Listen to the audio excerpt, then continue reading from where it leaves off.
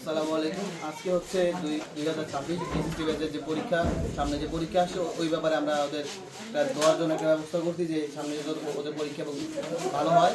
2026 ব্যাচের আজকে যে সমাপনী অনুষ্ঠান হচ্ছে আর 2026 সকল শিক্ষার্থী আমরা এখানে আছি। আমাদের আগামী 21 তারিখ আমাদের এসএসসি পরীক্ষা, আমাদের জন্য সবাই দোয়া করবে।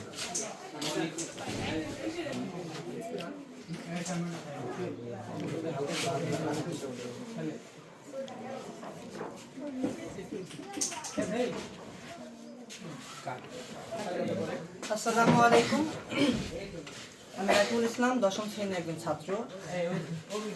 আসছে আমাদের এসএসসি পরীক্ষা 2026।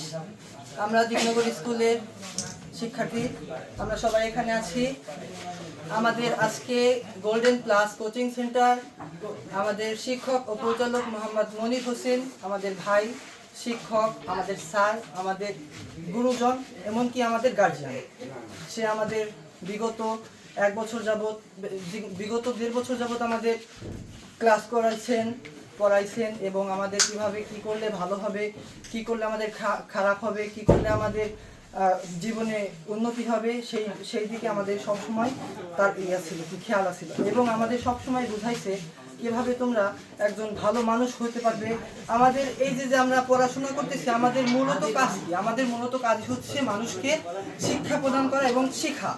আমাদের প্রধান কাজ হচ্ছে শিক্ষা নেওয়া এবং আমরা আমাদের দেশকে কি দিতে পারি এবং আমাদের গ্রামকে, আমাদের ইউনিয়নকে আমরা কি দিতে পারলাম, আমাদের স্কুলকে কি দিতে পারলাম, এটাই হচ্ছে আমাদের বড় পাওয়া। অতএব আমি বেশি কিছু কথা বলবো না, সবই এখানে অ্যারেঞ্জ ম্যারেঞ্জ হয়ে গেছে।